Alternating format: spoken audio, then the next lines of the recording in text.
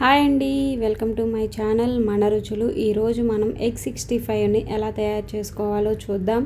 నేనైతే ఒక 5 ఎగ్స్ అయితే బాయిల్ చేసేసుకొని పెట్టేసుకున్నానండి. మీకు ఎన్ని కావాలంటే అన్ని అయితే బాయిల్ చేసేసుకోండి.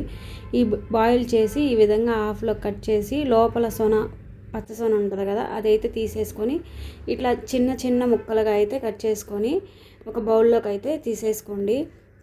ఈ విధంగా కట్ చేసిన తర్వాత ఒక 4 టేబుల్ స్పూన్లు అయితే నేనైతే రైస్ ఫ్లోర్ వేసుకున్నానండి, అంటే బియ్యం పిండి అయితే వేసుకున్నాను. ఆ తర్వాత ఒక 2 టేబుల్ స్పూన్లు అయితే కార్న్ఫ్లోర్ వేసుకున్నాను. దాని ప్లేస్లో మీరు మైదా అయినా వేసుకోవచ్చు.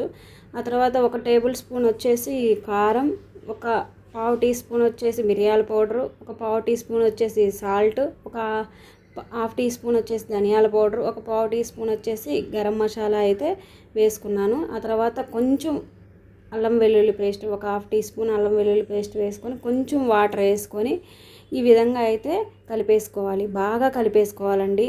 లోపల అవన్నీ ఎగ్స్ ఉన్నాయి కదా, అవంతా స్మాష్ చేస్తూ మంచిగా కలిపేసుకోవాలి. కలిపేసుకున్న తర్వాత ఒక ఆయిల్ స్టవ్ ఆన్ చేసుకొని ప్యాన్ పెట్టేసుకొని డీప్ ఫ్రైకి సరిపడా ఆయిల్ వేసుకొని మనం ముందుగా రెడీ చేసి పెట్టుకున్న ఎగ్ 65 అయితే ఒక పీసెస్గా అయితే వేసేసుకోవాలి. ఈ విధంగా రౌండ్స్లా బాల్ షేప్లో అయితే వేసేసుకోవాలి. హై ఫ్లేమ్లోనే ఉడికించుకున్నానండి నేనైతే. కొంచెం వేసిన తర్వాత కొంచెం సేపు అయితే ఇట్లా కదిలించకుండా అలానే ఉంచేసేయండి. మనకి ఎందుకంటే అలా ఉంచేస్తే కొంచెం ఉడికిన తర్వాత అవే వస్తాయి, పైకి వస్తాయి, బాల్స్ లాగా అయితే ఉండిపోతాయి. అలా కాకుండా మీరు ముందే తీసేసారనుకోండి, అవంతా బాల్స్ లాగా అయితే ఉండవు. ఈ విధంగా అయితే తీసేసుకొని ఒక ప్లేట్లోకి అయితే పక్కన పెట్టేసుకున్నాను. ఇంకో బాండీ తీసుకొని ఒక 2 టేబుల్ స్పూన్లు అయితే ఆయిల్ వేసుకొని సన్నగా తరిగేసి పెట్టుకున్న వెల్లుల్లిపాయలను అయితే వేసుకున్నాను. ఆ తర్వాత కొంచెం పచ్చిమిర్చిని వేసుకున్నాను. ఆ తర్వాత జీడిపప్పును కూడా వేసుకొని కొంచెం సేపు అయితే వేపుకోవాలండి. కొంచెం బాగా వేపుకున్న తర్వాత కరివేపాకు అయితే వేసుకొని మరికొంచెం సేపు అయితే వేపుకోండి.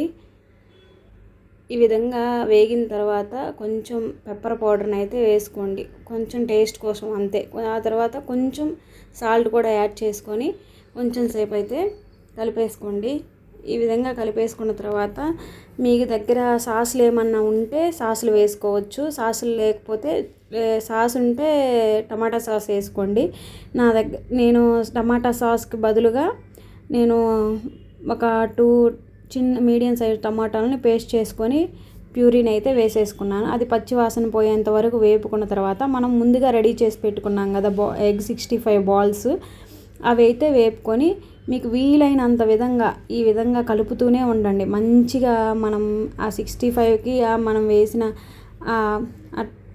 సాసు మొత్తం కలిసిపోయేలా ఈ విధంగా అయితే కలిపేసుకొని ఒక ప్లేట్లోకి అయితే తీసేసుకుందాం. ఇదిగో ఈ విధంగా మాకు చూడండి ఎంత బాగా వచ్చిందో, మంచి టేస్ట్ అయితే వచ్చిందండి. మొత్తం రెస్టారెంట్లో ఏ టేస్ట్ అయితే ఉంటుందో సేమ్ అలానే ఉంది. మీరు కూడా ఒకసారి మీ ఇంట్లో అయితే ట్రై చేయండి. ఎలా ఉందో నాకైతే కామెంట్ చేయండి. Please like and subscribe. Thank you.